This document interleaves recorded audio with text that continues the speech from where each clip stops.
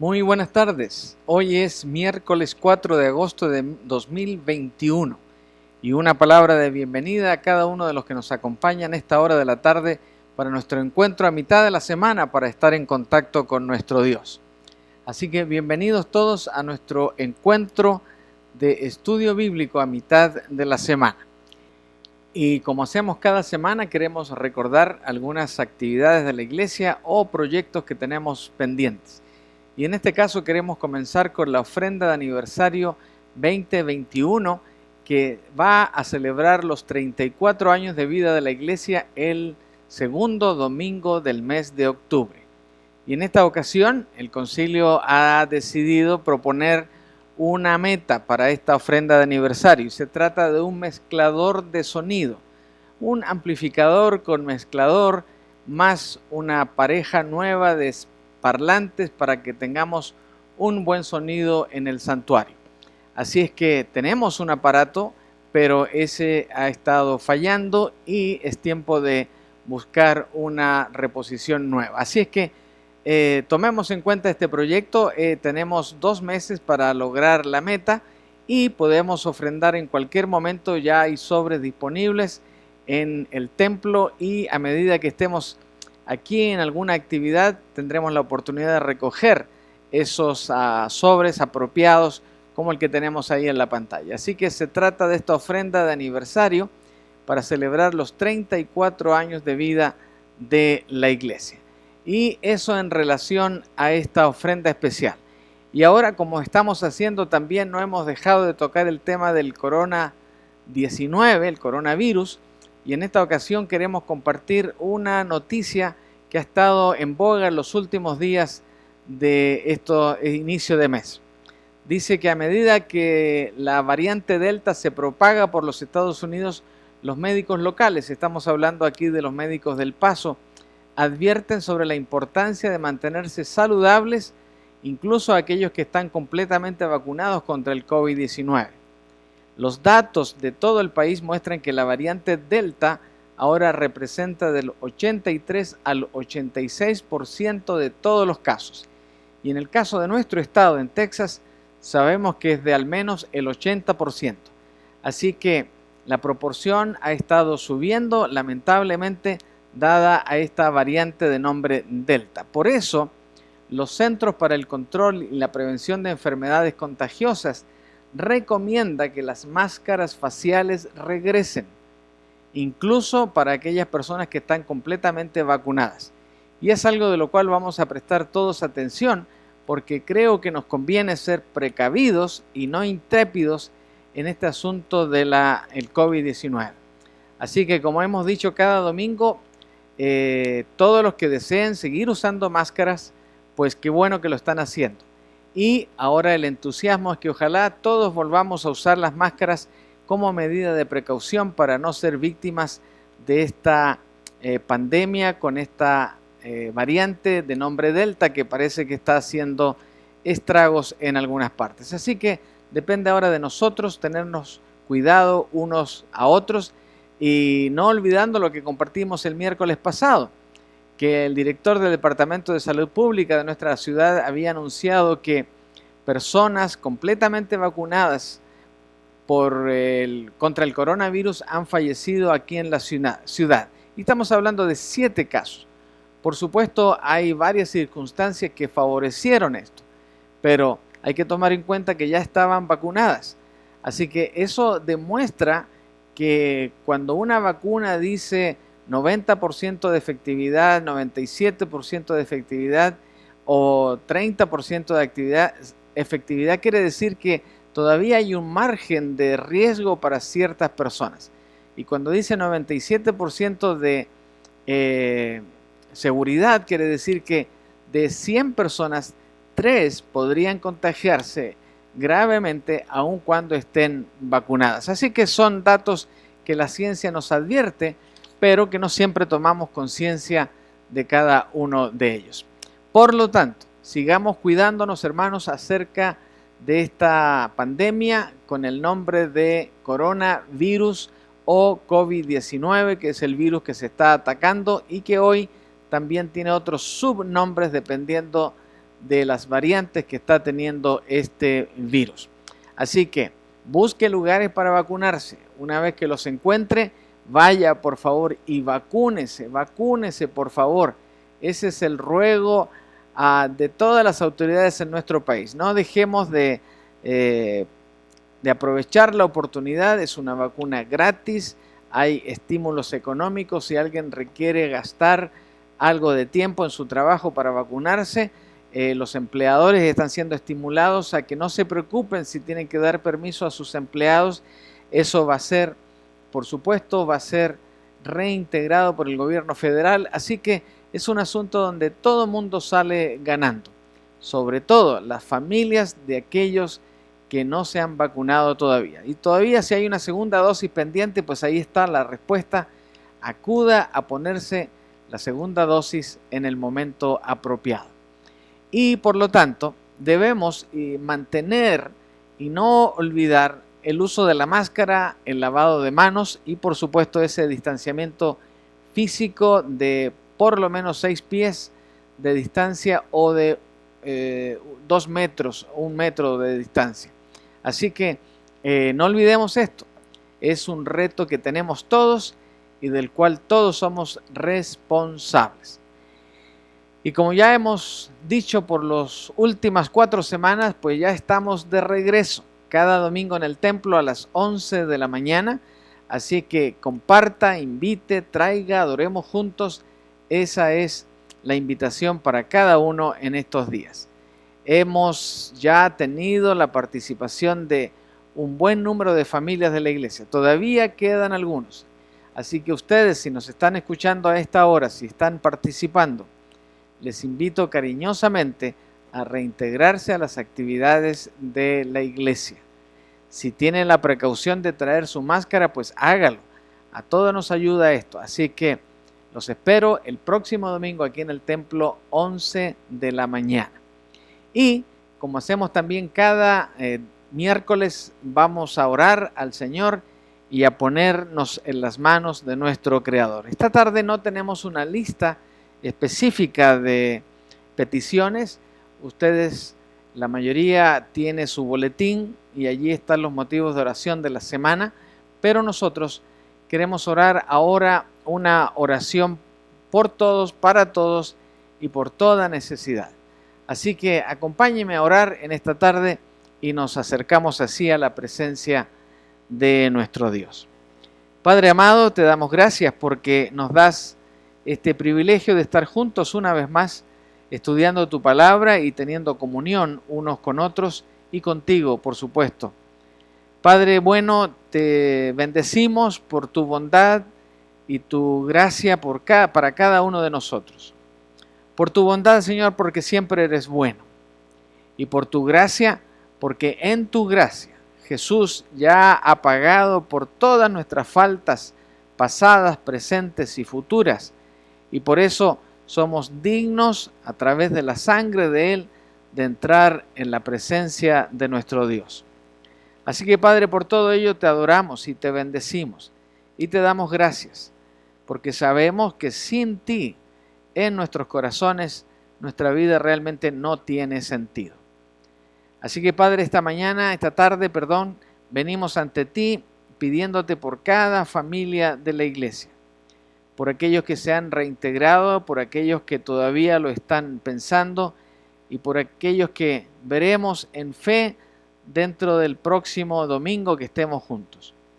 Padre, que todos podamos entender, no solamente como un capricho del pastor, sino como lo que tu palabra nos enseña con claridad, es nuestro deber.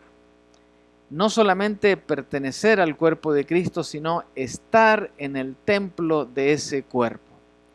Y este templo está aquí, en esta avenida, en este sector de la ciudad. Y es aquí donde hermanos con gran dedicación en su momento trabajaron duro para erguir este hermoso templo de adoración. Hoy nuestra tarea es mantenerlo en buenas condiciones, pero también mantenerlo con los creyentes que hemos decidido hacer de esta iglesia nuestra iglesia. Así que Padre, gracias por todo ello y pedimos que nos des a cada uno de la valentía de seguir invitando, de seguir viniendo, de seguir compartiendo con otros del Evangelio del Señor Jesucristo. Y Señor, que entre todos podamos cumplir la misión que esta iglesia tiene en este lugar. Y su misión principal es establecer el reino de Dios aquí en la tierra. Y Señor, queremos hacerlo como un acto de obediencia, pero también como un acto de adoración a ti. Así que Padre, encomendamos a cada familia, a cada familiar relacionado con cada familia, para que entre todos llegue el día, no muy lejano, en que juntos, llenos de alegría y de gratitud, podamos celebrar las bendiciones generosas que tú das a tu pueblo. Ahora, Padre, al prepararnos para el estudio bíblico de esta tarde, pedimos que, como lo hace siempre, sea tu palabra que se encargue de transmitir tu mensaje. Que en ningún momento nuestra opinión se confunda con tu palabra. Señor, que no se trate de opiniones, sino se trate de la enseñanza del texto sagrado de la Santa Biblia. Ese texto que tú inspiraste a través de una cuarentena, cincuentena de autores diferentes, cada uno en tiempo, en edades, en lugares. Y así todo, milagrosamente para nosotros, este libro tuyo tiene una unidad, un propósito, tiene una secuencia tan clara y tan ajustada a tu voluntad que nos asombra darnos cuenta cómo tú inspiraste a estas personas a través de tu Espíritu Santo en distintas situaciones, lugares, educación, en fin, habilidades. Pero gracias porque podemos disfrutar de esa palabra tuya de la manera maravillosa en que determinaste que esto llegara a cada uno de nosotros. Así que, Padre, ayúdanos y que tu mensaje sea comunicado y que el resultado de este estudio de esta tarde nos haga tener conciencia de la obediencia que debemos tener siempre delante de ti, aún obedeciéndote a aquellas cosas que no entendemos del todo, pero que, Señor, en tu gracia tú nos manifiestas que eso viene de tu boca y por lo tanto lo vamos a obedecer, lo vamos a comprender y lo vamos a compartir con otros. Padre, oramos también por los que han tenido alguna necesidad durante la semana pasada y tú les diste la bendición de solucionar esos problemas. Y Señor, pedimos que te quedes con nosotros y que ilumines nuestras mentes y corazones para entender correctamente el mensaje que tienes para hoy. Todos estos motivos, más el estudio de la palabra en esta tarde, te lo pedimos con acción de gracias en el nombre precioso de Jesús, nuestro Señor y Salvador. Amén. Amén, amén, amén. Así que con esto vamos ahora al estudio de la palabra como hacemos cada día miércoles. Y nos extenderemos en un tema muy especial. La semana pasada hablamos de la primera ordenanza que encontramos en el Nuevo Testamento. Y hablamos con mucha detalle, con mucha precisión acerca del bautismo. Un acto de obediencia que todo cristiano debe obedecer para integrarse de lleno en el trabajo de la iglesia. Y que con ese bautismo damos testimonio de nuestra conversión, de nuestra vida pasada y de esta vida nueva, donde declaramos que todas las cosas viejas quedaron atrás y comenzamos una vida nueva. Y eso, imitando en una manera muy simbólica el sacrificio de Cristo, lo hacemos nosotros también al morir en las aguas del bautismo y resucitar a una vida nueva, una vida pura, una vida limpia, porque hemos sido limpios por esas aguas maravillosas del bautismo. Así que El asunto del bautismo creo que quedó bastante y claramente explicado la semana pasada, y siguiendo esa lógica, hoy nos toca el siguiente tema. Y el siguiente tema es cuál es el significado y la importancia de la última cena. El miércoles pasado fue cuál es el significado y la importancia del bautismo. Hoy tenemos esta segunda parte entonces en relación a la última cena. Y como vemos aquí en este cuadro, que es una pintura inspirada por la palabra, pero no sabemos exactamente los rostros ni cómo era la actitud de cada quien, simplemente siguiendo el texto bíblico en sus diferentes fases, el autor de este cuadro pudo poner de una manera bastante cercana y maravillosa la recreación de este momento especial de la última cena.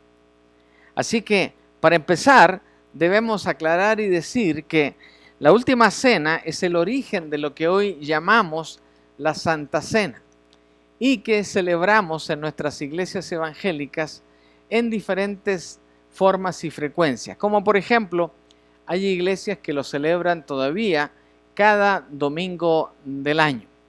Otros, como en nuestro caso, lo celebramos una vez al mes. Otros cada 6 meses. Y conocemos alguna iglesia que también lo celebra no todos los domingos, no una vez al mes, no cada 6 meses, sino que una vez al año, y lo hacen precisamente para Semana Santa.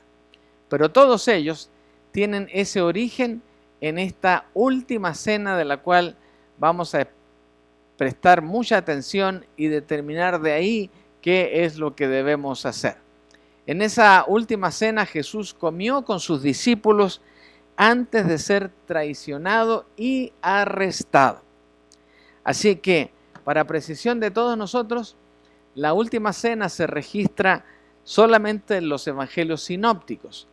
Esto quiere decir que el evangelio de Juan es el único que no tiene una narración extensa de la última cena. Está en Mateo, por supuesto, en Marcos, por supuesto, y en Lucas. Ahora, para adentrarnos en el tema, quisiéramos leer el relato de Marcos. Marcos capítulo 14, versículos 12 al 26, en el cual vemos cómo se celebra, cómo se inicia y cómo termina este evento tan especial en la vida del Señor Jesús, pero también en la vida de cada uno de sus apóstoles. Así que vamos a la palabra del Señor. Si la tiene ahí a la mano, úsela. Si no, ahí en la pantalla tenemos el pasaje. Dice Marcos: el primer día del festival de los panes sin levadura, cuando se sacrifica el cordero de la Pascua, los discípulos de Jesús le preguntaron: ¿dónde quieres que vayamos a prepararte la cena de Pascua? Así que Jesús envió a 2 de ellos a Jerusalén con las siguientes instrucciones. Al entrar en la ciudad, se encontrarán con un hombre que lleva un cántaro de agua. Síganlo. En la casa donde él entre, díganle al dueño: el maestro pregunta, ¿dónde está el cuarto de huéspedes para que pueda comer la cena de Pascua con mis discípulos?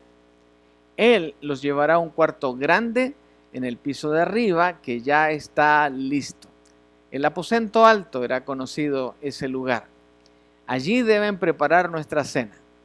Entonces los 2 discípulos entraron en la ciudad y encontraron todo como Jesús les había dicho, y allí prepararon la cena de Pascua.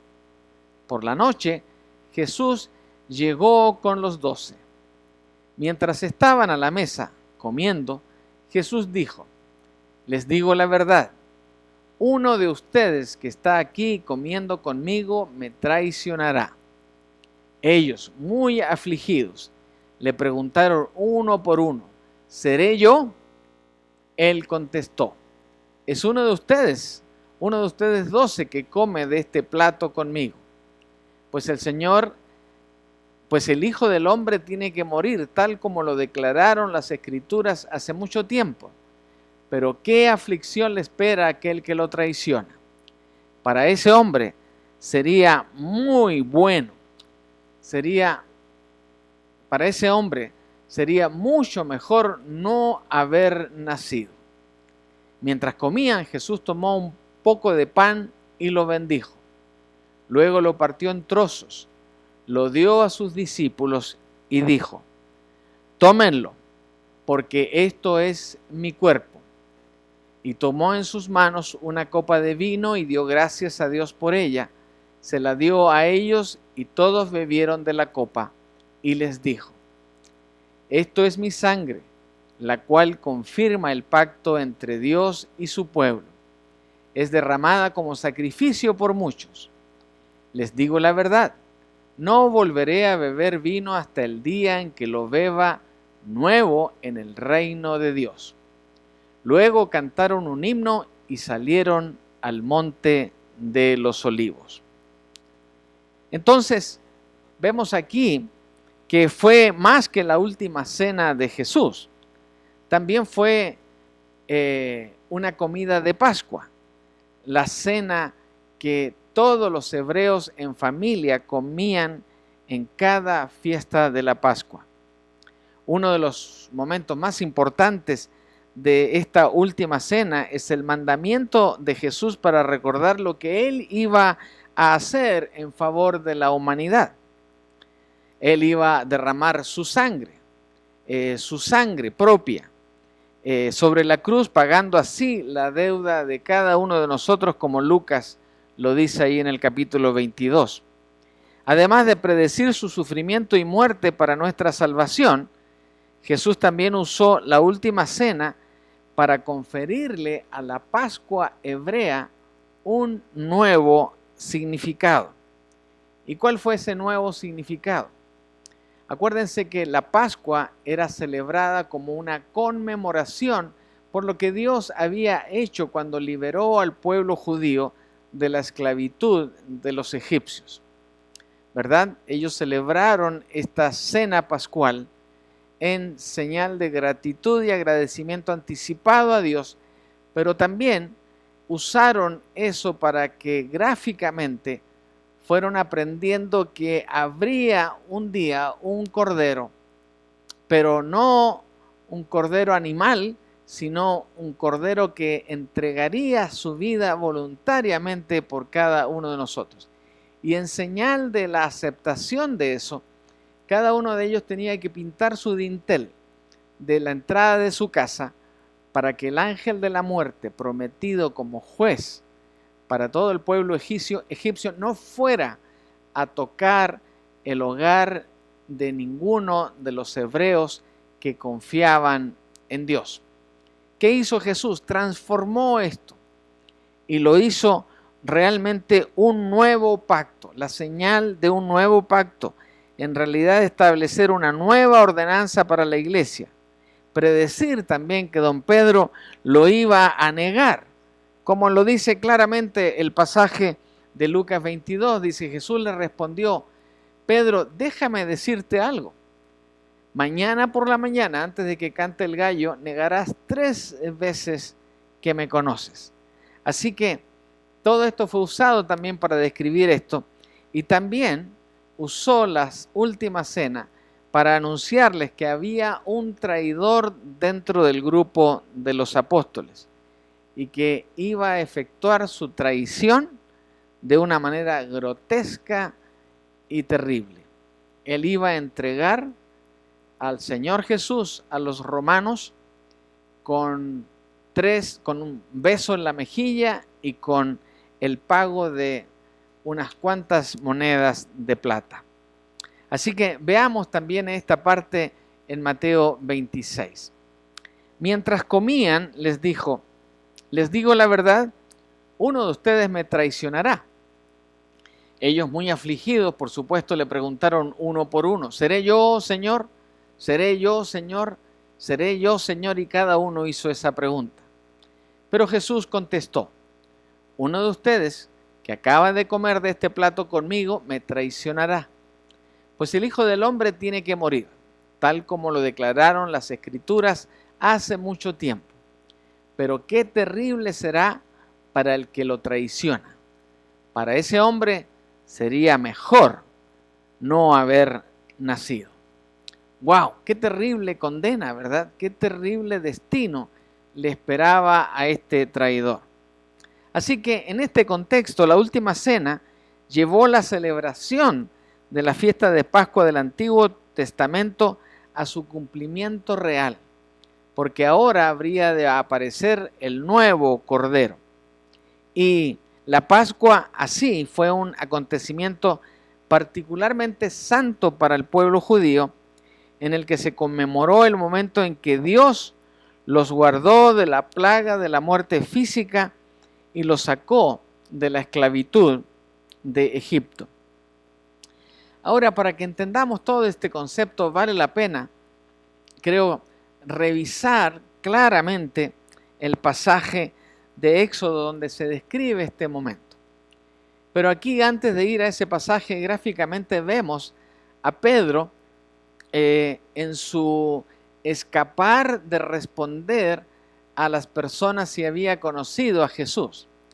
Y pues ahí, con una maestría muy grande, el que dibujó, pintó ese cuadro, muestra la evidencia de esos animalitos que cantaron, las mujeres que preguntaron, y la respuesta no tan bien educada del apóstol Pedro para decirles: yo no lo conozco. Qué triste. Se cumplió exactamente lo que el Señor había predicho de lo que Pedro iba a hacer en relación a esta pregunta.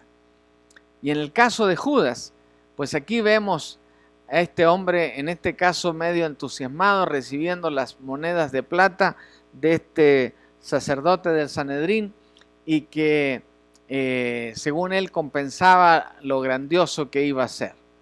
Bueno, seguramente usted también recuerda cómo fue el final de Judas una vez que hizo lo que hizo, porque no alcanzó ni siquiera unas horas a disfrutar de lo que había recibido, porque su cargo de conciencia fue tan grande que lo llevó a tomar otra nefasta decisión. ¿Qué dice Éxodo 11? ¿Y qué dice Éxodo 13? Son dos versículos que resumen de alguna manera lo que estaba por ocurrir en ese tiempo.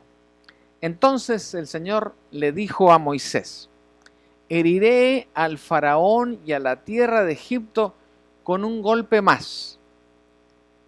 Permítanme explicar algo en esta parte. Resulta que Dios había mandado ya 9 plagas para convencer al faraón que dejara salir al pueblo de Israel de la esclavitud, que los liberara. Y cada vez este hombre había dicho que sí, pero al rato después se arrepentía y mandaba órdenes que nadie podía salir de nuevo. Así que cuando hizo esto 9 ocasiones, pues el Señor también pierde la paciencia a veces, y aquí lo mostró de esta manera: heriré al faraón y a la tierra de Egipto con un golpe más. Claro, un golpe que fue tremendo, doloroso. Pero ¿qué pasó? Después el faraón los dejará salir de su territorio. De hecho, estará tan desesperado por librarse de ustedes que los obligará a irse de su tierra. Entonces, en preparación a esto, y para que no todos fueran parte de este tremendo castigo para el faraón, la cena pascual, dice el versículo 16, que era una ceremonia que servirá como una marca grabada en la mano o en la frente. Es un recordatorio de que el Señor nos sacó de Egipto con la fuerza de su mano poderosa. Qué bendición, ¿verdad? El Señor tenía todo un plan. Así que durante la última cena, con sus apóstoles, Jesús tomó 2 símbolos asociados con la Pascua y los impregnó con un nuevo sentido. Así que recordar, hermanos, su sacrificio, que nos salva de la muerte espiritual y nos libera de la esclavitud espiritual, nos pone en una perspectiva de comprensión y entendimiento amplio de lo que Jesús hizo en esa última cena y que nosotros celebramos hoy en cada Santa Cena, y de los cuales tenemos que cada vez tener ese recordatorio sin falta de lo que el Señor dijo. ¿Y qué fue lo que dijo? Estos símbolos que Él tomó de la cena pascual fueron el pan y el vino, el pan y el jugo de la vid, el jugo de la uva, en otras palabras. Así que en esa linda ilustración que tenemos ahí, vemos al Señor Jesús preparando estos elementos, entregándolos a sus apóstoles y explicándoles claramente el nuevo significado. Dice la palabra así: luego tomó en sus manos una copa de vino y le dio gracias a Dios por ella. Entonces dijo: tomen esto y repártanlo entre ustedes, pues no volveré a beber vino hasta que venga el reino de Dios. Luego tomó un poco de pan y dio gracias a Dios por él. Luego lo partió en trozos, lo dio a sus discípulos y dijo: esto es mi cuerpo, el cual es entregado por ustedes. Hagan esto en memoria de mí. Después de la cena, tomó en sus manos otra copa de vino y dijo: esta copa es el nuevo pacto entre Dios y su pueblo, un acuerdo confirmado con su sangre, la cual es derramada como sacrificio por ustedes. Así que esto tuvo un tremendo impacto en los apóstoles y por supuesto después en toda la iglesia, porque las palabras de Jesús durante la última cena sobre el pan sin levadura y la copa hicieron eco de lo que dijo después que alimentó a 5,000 personas, dándoles pan, comida y lo que necesitaban también. Por eso, en Juan 6 encontramos esta otra afirmación: yo soy el pan de vida. El que a mí viene nunca tendrá hambre, y el que en mí cree no tendrá sed jamás. Yo soy el pan vivo que descendió del cielo. Si alguno comiere de este pan, vivirá para siempre. Y el pan que yo daré es mi carne, la cual yo daré por la vida del mundo. El que come mi carne y bebe mi sangre tiene su vida eterna, y yo le resucitaré en el día postrero. Porque mi carne es verdadera comida y mi sangre es verdadera bebida. Así que la salvación, entonces, de acuerdo a todo esto, viene a través de Jesucristo y el sacrificio de su cuerpo físico en la cruz.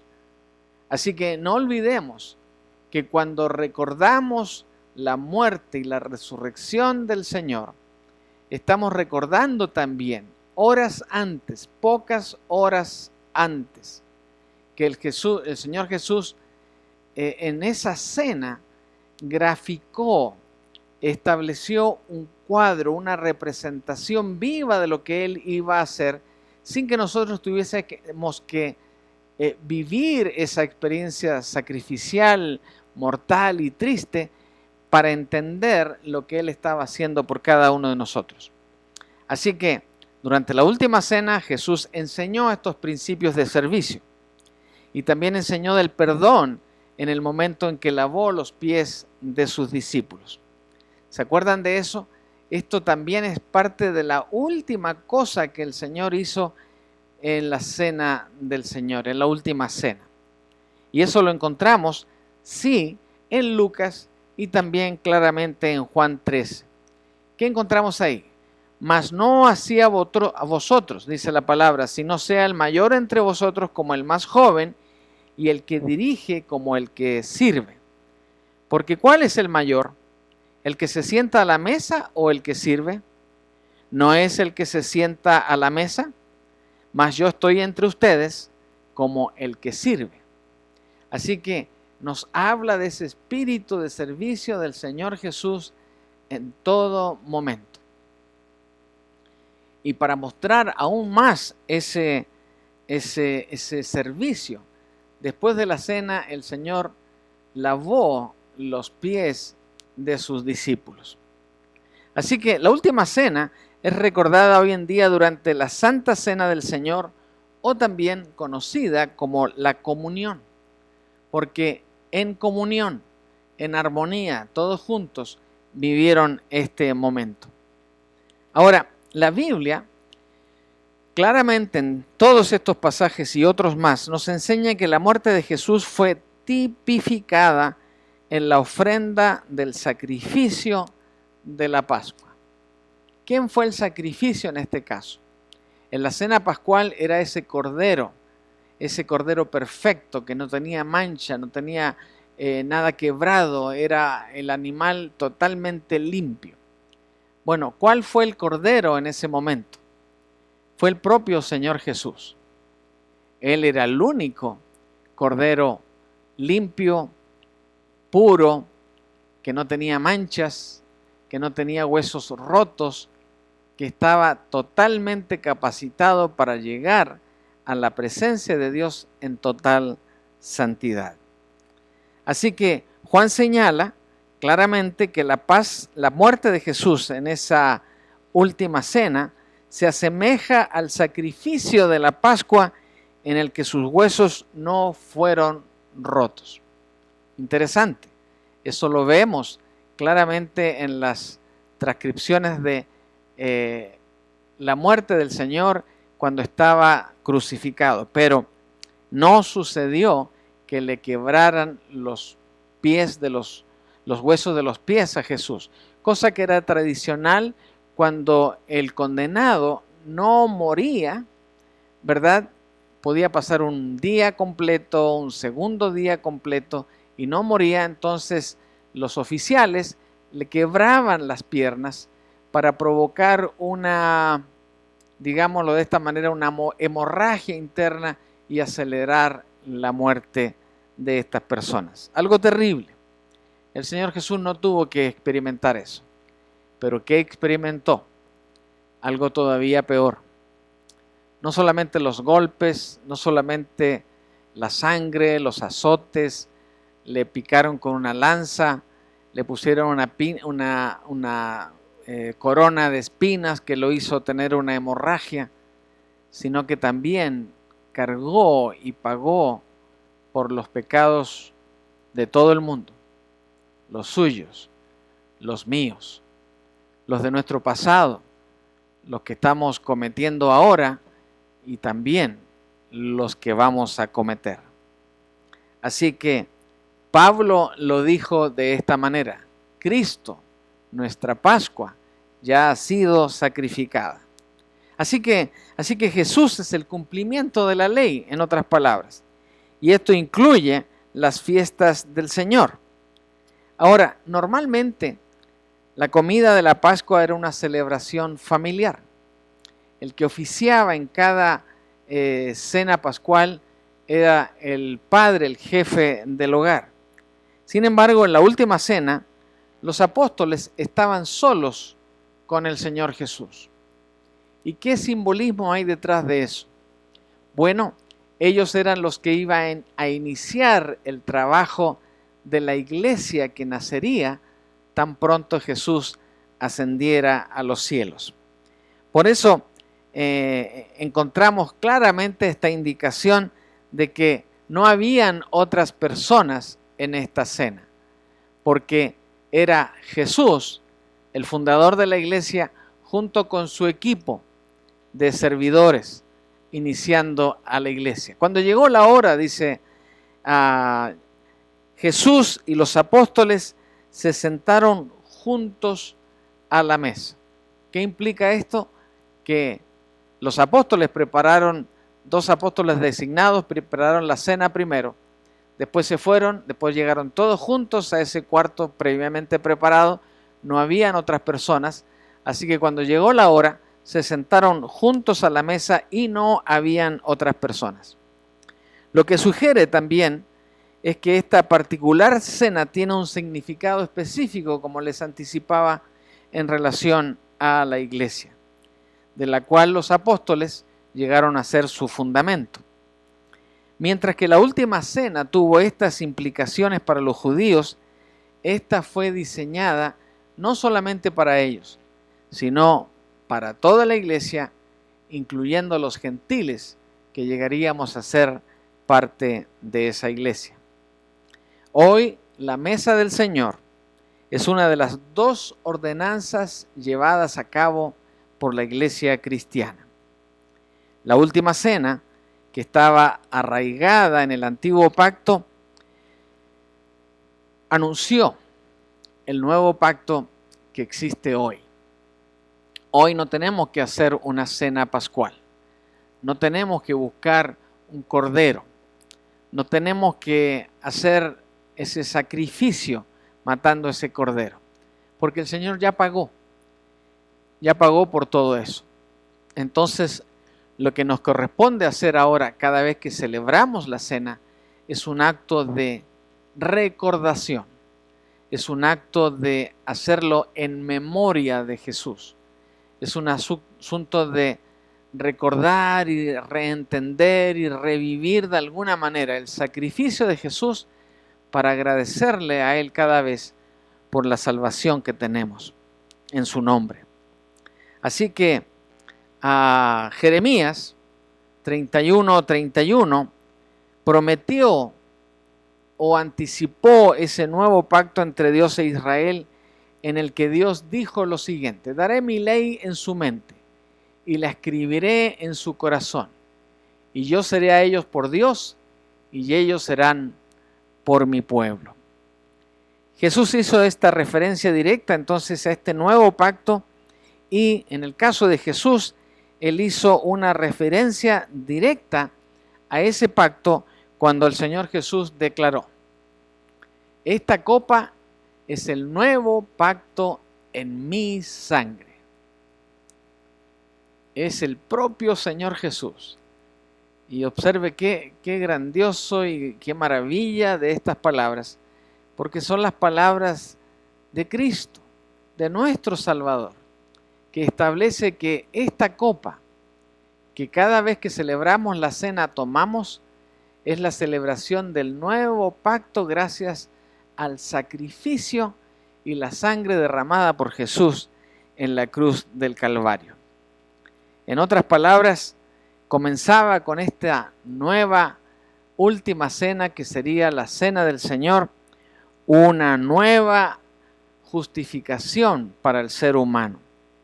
Así que en la gracia de Dios el nuevo pacto se aplica no solo a Israel, sino que a todo el que tenga fe en Cristo, porque el que tenga fe en Cristo será salvo, y por ser salvo habrá aprovechado la promesa del Señor Jesús de que todo aquel que en Él crea va a tener vida eterna, y por lo tanto su primer acto de obediencia va a ser el bautismo, y después su segundo acto de obediencia va a ser participar de esta copa en el nuevo pacto en la sangre de Jesús.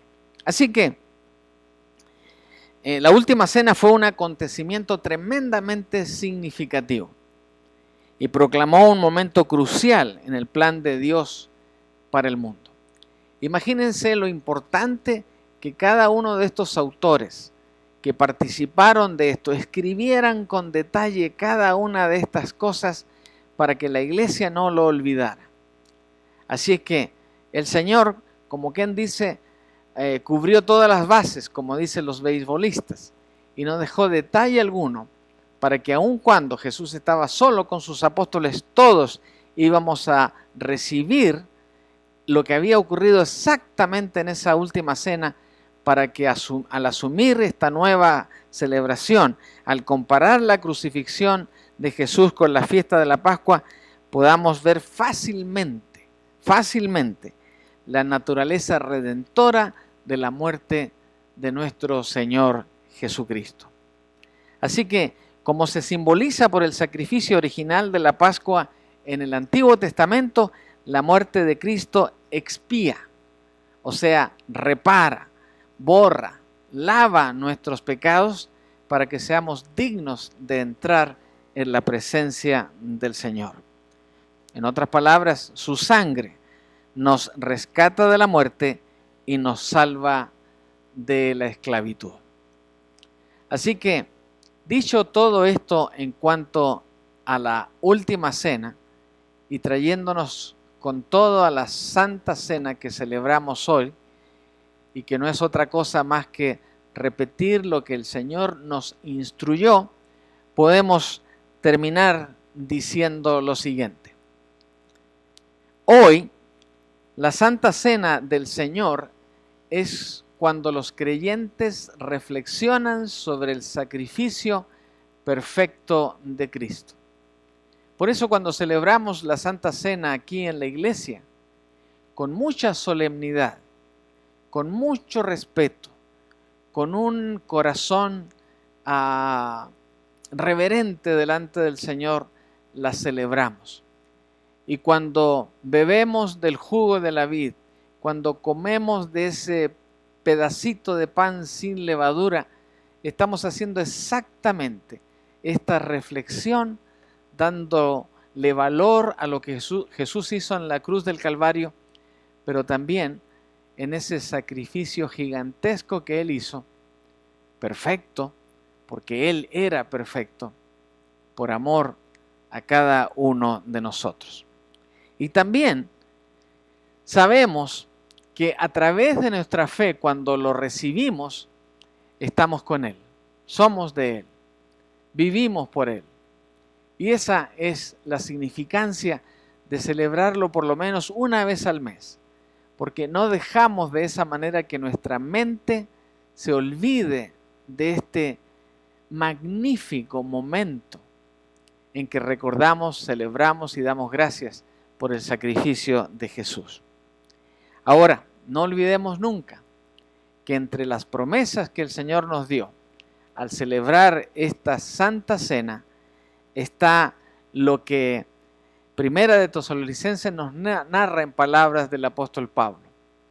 Luego, junto con ellos, nosotros, los que aún sigamos vivos sobre la tierra, seremos arrebatados en las nubes para encontrarnos con el Señor en el aire.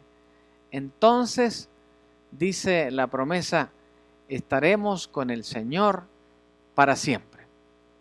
Así que no se olviden de este majestuoso momento de celebrar la Santa Cena, porque estamos, en otras palabras, dándole gracias a Jesús por lo que hizo por amor por cada uno de nosotros.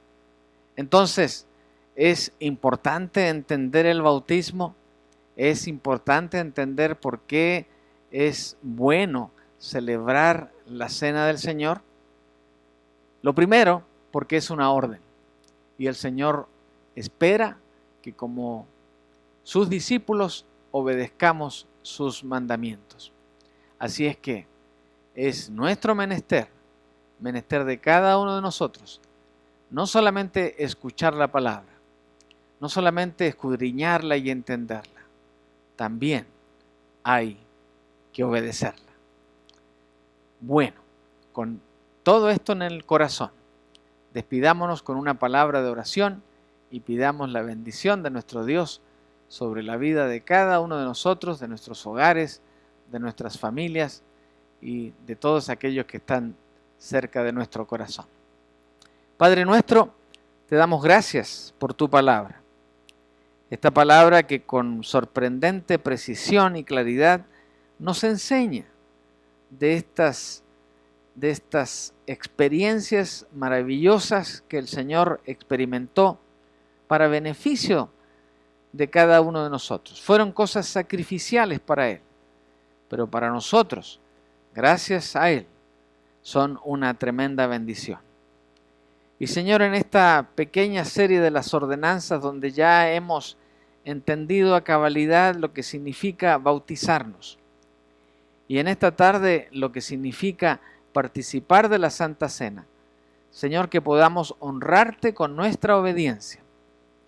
Y Señor, si hay alguien que todavía no ha participado de la cena porque no se ha bautizado, bueno, pedimos que tu Espíritu Santo lo redarguya a bautizarse en primer lugar, para que después, sin ninguna excusa, pueda participar de la Santa Cena como este momento maravilloso de reflexión y de gratitud a lo que el Señor Jesús hizo por amor de cada uno de nosotros.